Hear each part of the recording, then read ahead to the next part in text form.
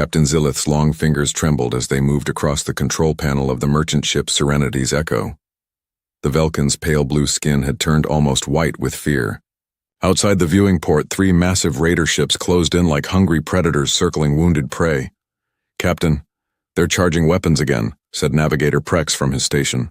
His voice shook despite his efforts to stay calm. The Velkins were not built for violence. Their homeworld of Velka Prime was a peaceful place with low gravity and gentle winds. They had evolved from creatures that floated through crystal forests, feeding on light and minerals. War was something they read about in history books, not something they lived through. The first blast hit their shields. The ship shuddered and groaned. Zilith could hear the metal plates straining under the impact. Emergency lights flashed red across the bridge. The smell of burning circuits filled the air. "Shields down to 60%, reported Engineer Vex. Her delicate hands moved quickly over her controls, trying to reroute power. But the Serenity's Echo was a trade ship, not a warship. It carried art, music crystals, and rare fabrics between the outer colonies. It had basic shields and no weapons worth mentioning. The raiders were Kreks, a brutal species known for attacking merchant vessels. They looked like walking nightmares with their dark scales, sharp teeth, and red eyes that glowed in the dark. They took what they wanted and left nothing behind but empty ships floating in space. "Send another distress call," Zilith ordered. "All frequencies. Someone has to help us." Prex's fingers danced over the communication controls. "Broadcasting on all channels, Captain. Emergency protocols active." The second blast was stronger. It punched through their failing shields and hit the hull directly. The ship spun sideways from the impact. Zilith gripped his chair as artificial gravity struggled to compensate. Sparks flew from damaged systems. One of the crew members cried out in pain. "Hull breach in Section 7, Vex reported. "Sealing emergency barriers now." Zilith watched the tactical display with growing horror. The Krek ships were bigger and better armed. They moved with the confidence of hunters who had done this many times before. The Serenity's Echo was helpless against them. The first response to their distress call came from the Thraxian Defense Force. "Merchant vessel, this is Admiral Korex of the TDF. We have received your transmission. We are currently reviewing proper procedures for intervention in non-Thraxian space. Please stand by." "Review procedures?" Prex whispered in disbelief. "We'll be dead before they finish their paperwork." The next response came from the Nexari Collective. Their message was brief and unhelpful. "The Collective is currently in seasonal hibernation. Your request will be processed when the cycle completes in 47 standard days." 47 days, Vex said bitterly. "They might as well send flowers to our memorial service." A third message arrived from the proud Zentaran Empire. "Unknown vessel, the Empire does not involve itself in the affairs of lesser species. Solve your own problems." Zilith felt hope dying in his chest. This was how it would end. The great galactic civilization that promised peace and cooperation would watch them die because of paperwork, sleep cycles, and pride. The third Krek's blast tore through their engine section. The ship lost power and began to drift. Emergency lighting flickered on and off. The smell of coolant leaked into the air, making it hard to breathe. "Main engines offline," Vex reported. "Life support failing. We have maybe an hour before the air runs out." Through the static-filled communication system, they could hear the Krek ships talking to each other in their harsh language. They sounded excited, happy. They enjoyed this part where their prey stopped running and started dying. Then something impossible happened. A new voice cut through the communications chatter. It was rough and gravelly, speaking in accented galactic standard. "Unknown merchant vessel. This is the cargo hauler Dirt Devil. We copy your distress call. What's your situation?" Prex looked at Zilith with confusion. "Sir, I'm not familiar with that ship designation." "And the accent? Just answer them," Zilith said. Hope flickered in his chest like a small flame. "This is Captain Zilith of the Serenity's Echo. We're under attack by 3 Kreks raider ships. Our shields are down and engines are failing. Can you help us?" There was a pause. Then the voice came back, sounding almost amused. "Kreks raiders, huh? Yeah, we can help with that. What's your exact location?" Prex quickly transmitted their coordinates. "Sir, who are these people? I've never heard of the Dirt Devil in any shipping registry." Before Zilith could answer, the voice returned. "Copy that, Echo. We're about 20 minutes out. Try to keep breathing until we get there." "Wait," Zilith said quickly. "Who are you?" "What species?" What kind of weapons do you have? Another pause. Then something that sounded like laughter. We're human, Captain. From Earth, and don't worry about our weapons. Just worry about staying alive for 20 more minutes. The communication ended. Zilith stared at the display in shock. Humans, he had heard rumors about humans.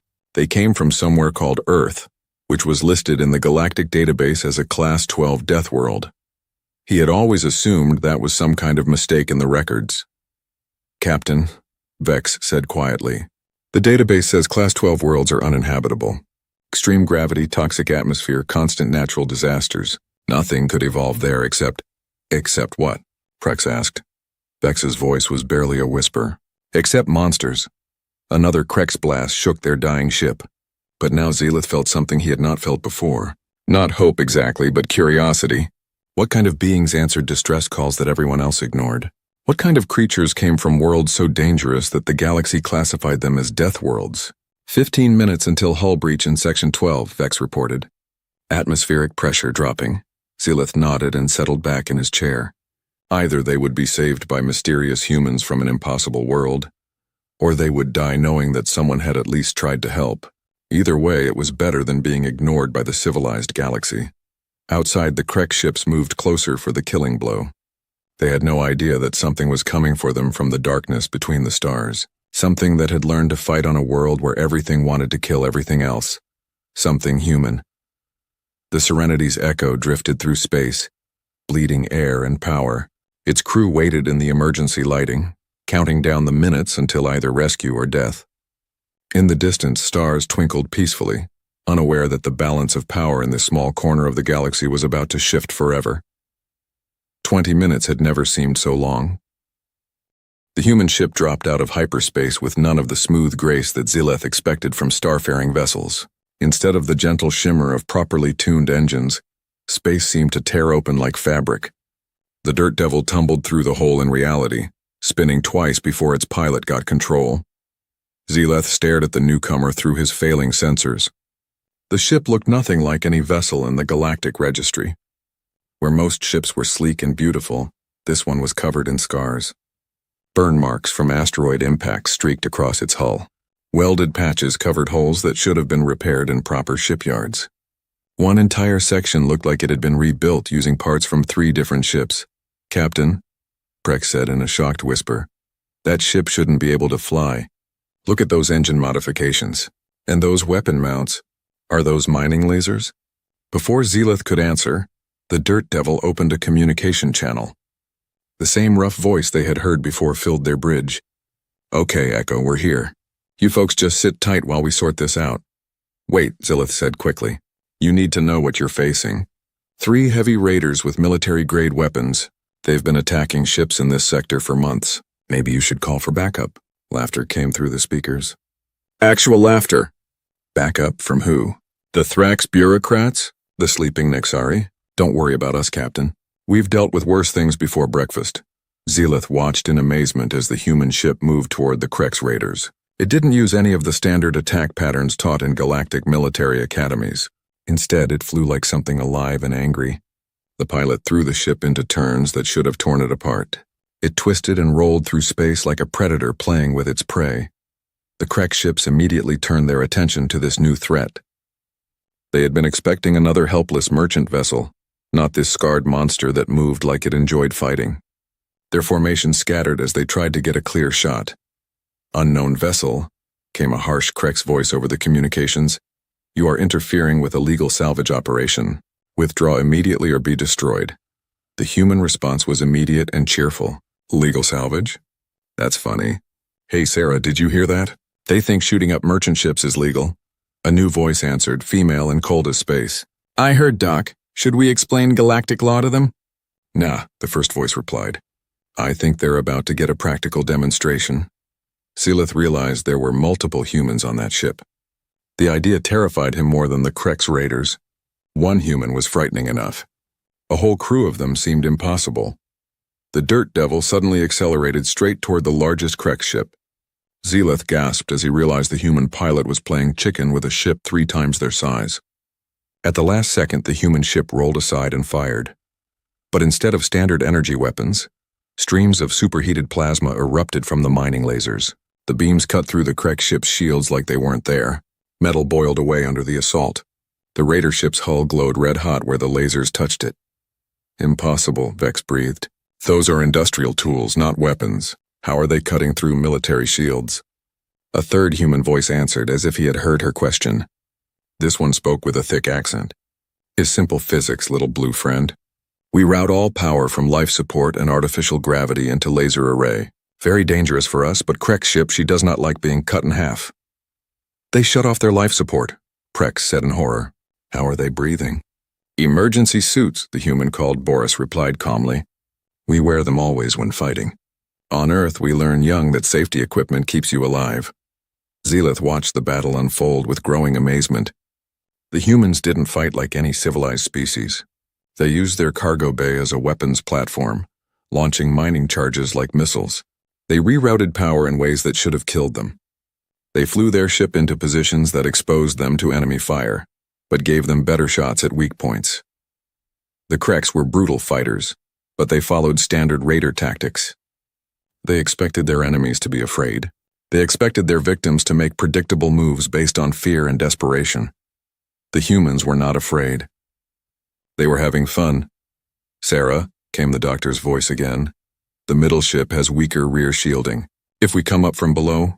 I see it, the pilot replied. Boris, can you give me 30 seconds of full power? 30 seconds. But then we drift for 2 minutes while reactor cools. 30 seconds is plenty. Zelith watched the human ship dive beneath the Krek's formation. The Raiders tried to follow, but the Dirt Devil moved like it was alive.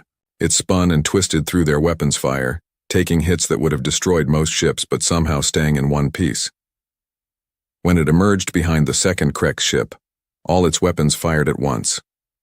The mining lasers, the improvised missiles, even what looked like a salvage claw that grabbed onto the Raider's engine section. Sparks flew as the claw tore away armor plating. The Krek ship tried to shake free, but the humans held on. Through his sensors, Zelith could see figures moving in the human cargo bay. They wore bulky suits that looked like armor from ancient wars. One of them was doing something to what appeared to be an industrial cutting torch. Are they going to board that ship? Prex asked in disbelief. Looks like it, came the human doctor's voice. Don't worry, folks. Sarah knows what she's doing, probably. The human called Sarah laughed. It was not a pleasant sound. Definitely know what I'm doing. Question is whether these Kreks remember what happens when you corner something that bites back. The cargo bay doors opened. 3 figures in powered armor launched themselves across the gap between ships. They moved through space like they had done this 100 times before. When they reached the Krek's hull, one of them began cutting through the armor with a torch that burned brighter than a star. That's impossible, Vex whispered. No one does boarding actions anymore. It's too dangerous. Tell that to the humans, Zelith replied. The third Krek ship tried to help its companion, but the Dirt Devil was already moving again. It positioned itself between the Raiders, using the boarded ship as cover. The Kreks couldn't fire without hitting their own vessel. Through the chaos, Zelith heard the humans talking to each other with calm professionalism. They coordinated their attacks like they had been working together for years. But underneath their casual chatter, he could hear something else, something that made his blood run cold. They were enjoying this. These creatures from a death world didn't just fight because they had to.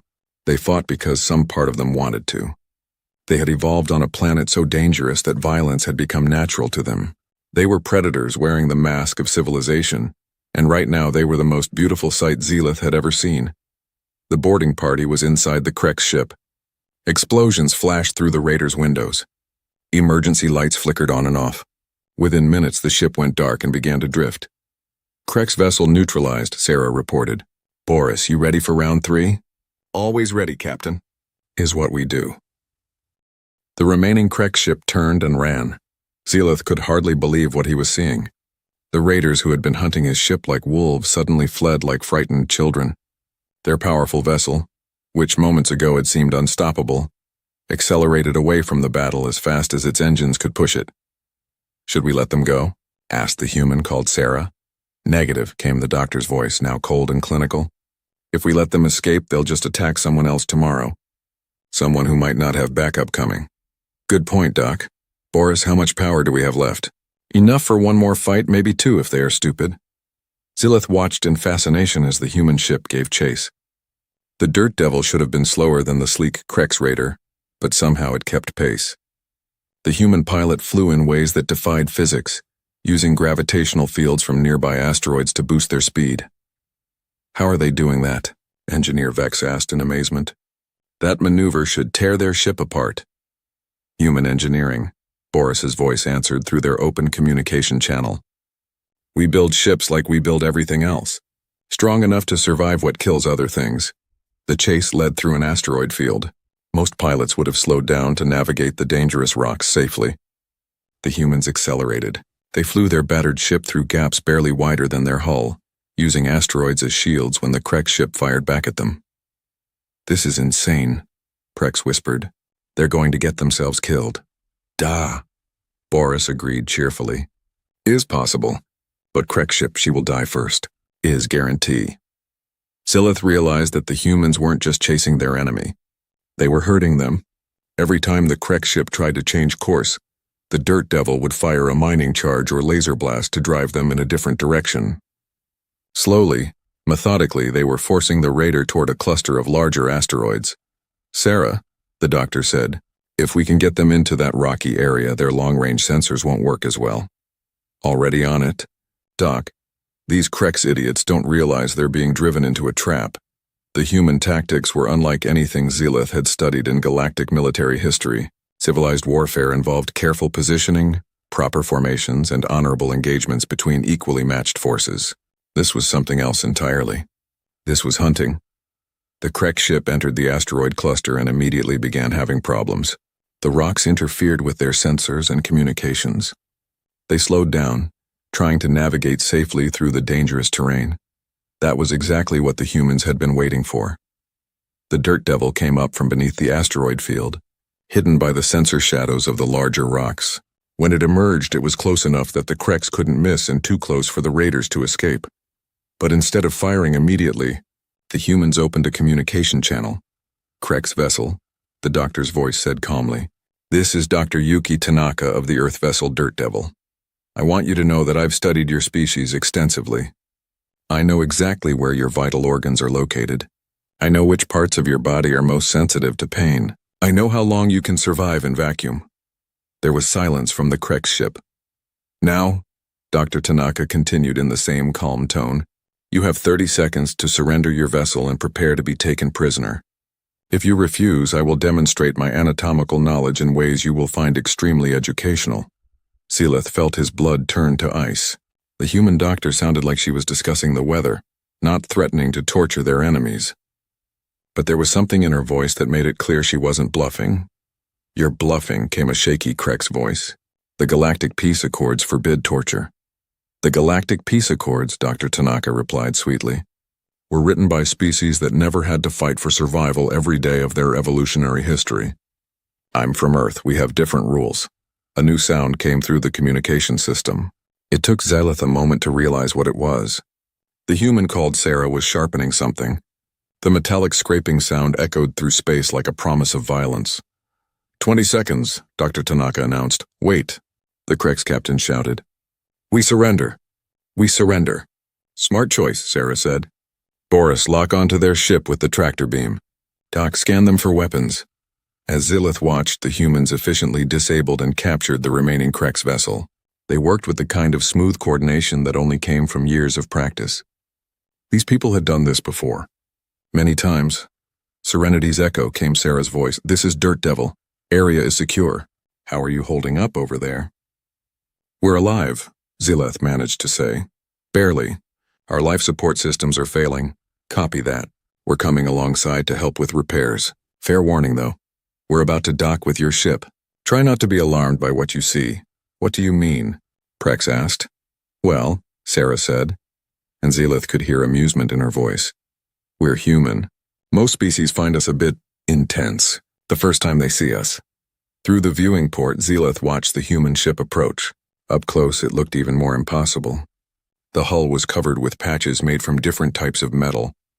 Weapon mounts had been welded onto what were obviously civilian systems. The whole ship looked like it had been built by someone who cared more about function than beauty. It was the most beautiful thing Zilith had ever seen. The docking tube connected with a solid thunk. Warning lights flashed as the airlock cycled. Xylith and his crew gathered near the entrance to their ship, unsure of what to expect. The airlock opened. The first human through was clearly the captain. She was tall and broad-shouldered, wearing a patched environmental suit that looked like it had survived several wars. Her skin was darker than Xylith's, and her hair was pulled back in a practical style. But it was her eyes that captured his attention.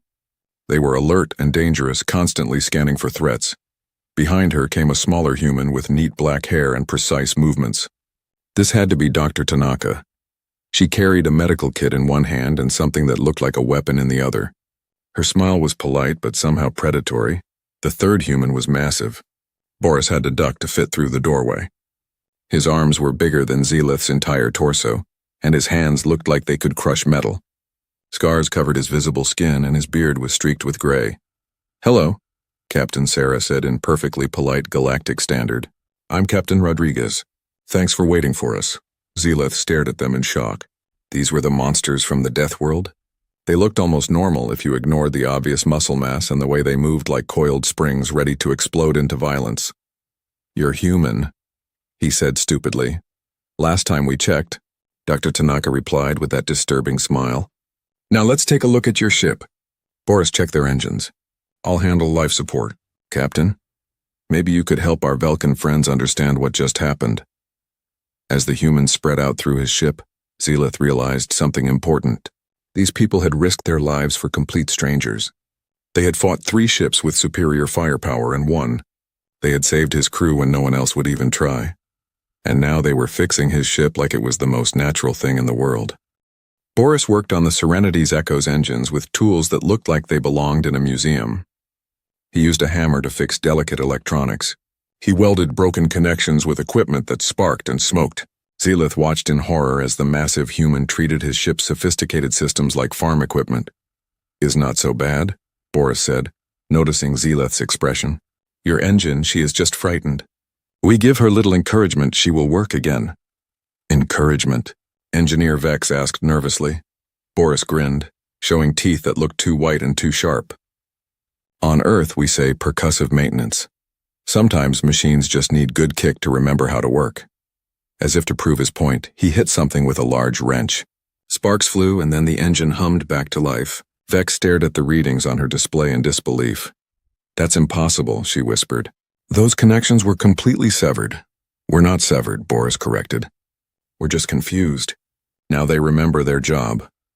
Meanwhile, Dr. Tanaka had somehow restored their life support systems using spare parts that looked like they came from 3 different ship types. She worked with precise movements, her hands steady despite the cramped conditions. When she finished, the air in the ship smelled clean for the first time in hours. "How did you do that?" Prex asked in amazement. "Human ingenuity," she replied. "When you grow up on a world where everything tries to kill you, you learn to fix things with whatever you have available. We call it making do." Captain Rodriguez had spent her time reviewing the Krek ships they had captured.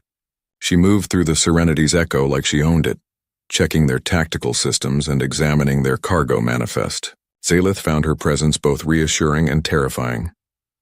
"Captain Xylith," she said, calling him over to the main display. "We need to talk about these raiders." "What about them? They've been hitting ships in this sector for months, and they're not just random pirates. Look at this." She brought up tactical data from the captured Krex vessels. The information showed attack patterns, shipping schedules, and detailed intelligence about merchant routes. "Someone's been feeding them information," Rodriguez continued. "They know which ships carry valuable cargo and which ones have minimal defenses. This was an organized operation." Xylith felt sick. "You're saying someone in the legitimate shipping community is working with the raiders?" "That's exactly what I'm saying. And until we figure out who, more merchants are going to die. But what can we do? We're just traders." Rodriguez smiled, and Xylith suddenly understood why the Krex had surrendered so quickly. There was something predatory in that expression, something that spoke of violence barely held in check. "You're going to help us set a trap," she said. An hour later, the Serenity's Echo was broadcasting on all commercial frequencies. Captain Xylith, following a script that Dr. Tanaka had written, reported that his ship had been damaged by pirates but had managed to escape. He claimed they were carrying a particularly valuable cargo of rare crystals and would need to stop at the nearest trading station for repairs. This feels wrong, Prex muttered. We're using ourselves as bait. Is good plan, Boris said from where he was installing something that looked suspiciously like a weapon into their communications array. We let bad guys come to us instead of hunting them down. Is efficient. But what if more raiders show up than you can handle? Vex asked. Captain Rodriguez laughed from the pilot's seat. She had taken over flying duties while Zelith's regular pilot recovered from injuries. Lady, we're from Earth. We've been outnumbered since the day we were born. It just makes things more interesting. The trap worked perfectly. Within 6 hours, 2 more Krek ships had appeared on their sensors. But this time, the humans were ready for them. The Dirt Devil had been hiding in the sensor shadow of a nearby asteroid. When the raiders moved to attack the apparently helpless Serenity's Echo, the human ship emerged like a predator striking from ambush. But these Kreks had learned from the destruction of their fellow raiders. They came in shooting, trying to disable the human ship before it could fight back. Energy beams lanced through space, forcing the Dirt Devil to roll and dodge. Sarah! Dr. Tanaka called out. Their weapons are more powerful than the first group. Military grade, not just pirate gear. I see it, Rodriguez replied grimly. These aren't random raiders. Someone's been arming them. The battle was different from the first encounter. These Kreks fought like professionals, using coordinated attacks and covering each other's movements. The humans were forced to work harder for their victory, but work harder they did. Boris somehow managed to overload their mining lasers, creating beams of energy that could cut through anything. Dr. Tanaka launched a barrage of improvised missiles that confused the Krek's targeting systems. And Captain Rodriguez flew their ship like a dancer, spinning through the enemy fire with grace that made no sense given the laws of physics. How is she doing that? Vex asked, watching the tactical display in amazement. That maneuver should have torn your ship apart. Human pilots, Boris explained proudly. We do not worry about what should be possible. We worry about what needs to be done. The turning point came when one of the Krek ships tried to ram the Dirt Devil. It was a desperate move, the kind of thing that happened when skilled fighters realized they were losing to someone better. Instead of dodging, Rodriguez accelerated toward the enemy ship. The 2 vessels rushed toward each other like ancient knights charging with lances. At the last second, the human ship rolled aside and fired every weapon they had into the Krek's engine section. The raider ship exploded in a ball of superheated plasma. The shockwave sent both remaining vessels tumbling through space. Status report. Rodriguez called out. Minor hull damage, Boris reported. Nothing we cannot fix with some tape and creative welding. Tape? Prex asked weakly. Is very good tape, Boris assured him. Earth military grade. We'll hold until we reach proper shipyard. The surviving Krek ship tried to escape, but Dr. Tanaka had already locked onto them with some kind of tractor beam. As they were pulled inexorably back toward the human vessel, Zelith could hear panicked communications from the raider crew. They're trying to surrender, he told Rodriguez. Too late for that, she replied coldly. These ones shot first and asked questions later. They made their choice. What happened next would stay with Zelith for the rest of his life. The humans didn't just defeat their enemies. They dismantled them with surgical precision. They disabled weapons, cut through armor, and systematically stripped away every system that made the Krek ship dangerous. When they were finished, the raider vessel was nothing more than a helpless hull floating in space. Its crew was alive, but completely at the mercy of the humans who had destroyed their ship with casual efficiency. This is what happens, Captain Rodriguez announced over the open communication channel. When you prey on innocent merchants, spread the word to your friends. This sector is under human protection now. She turned to Zelith with that dangerous smile. Captain, I think your cargo route just became a lot safer.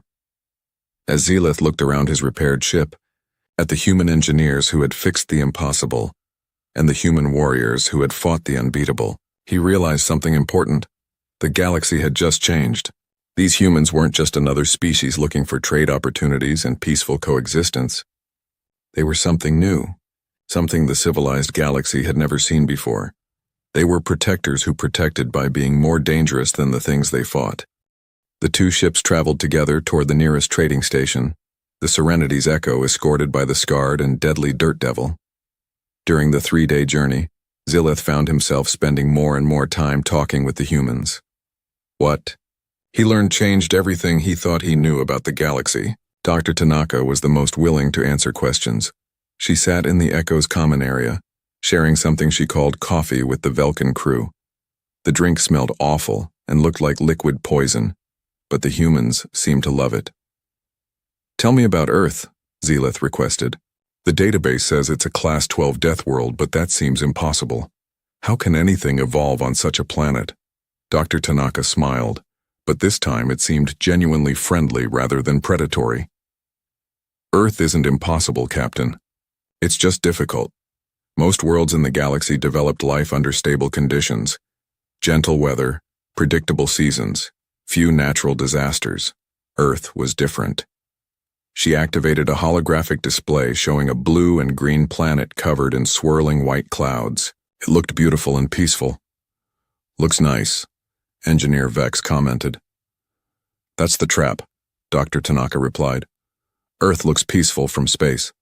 But get closer, and you'll find storms that can level entire cities, earthquakes that split continents, volcanoes that can change the planet's climate, ice ages that last for thousands of years."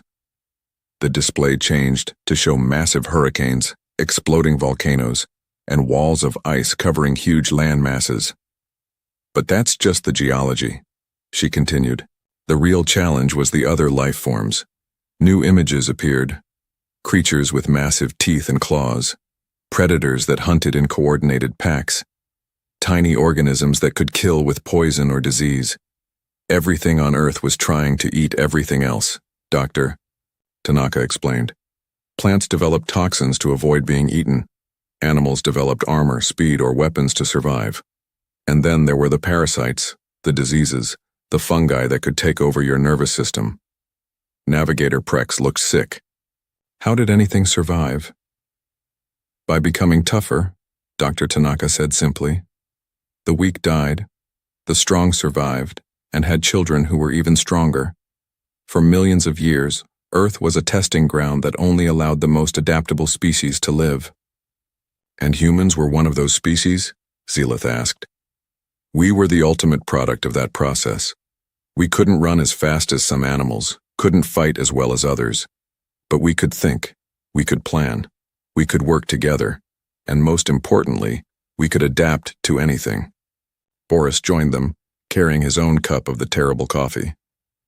"Is true," he agreed. "Human ancestors, they lived through ice ages, volcanic winters, plagues that kill 90% of population.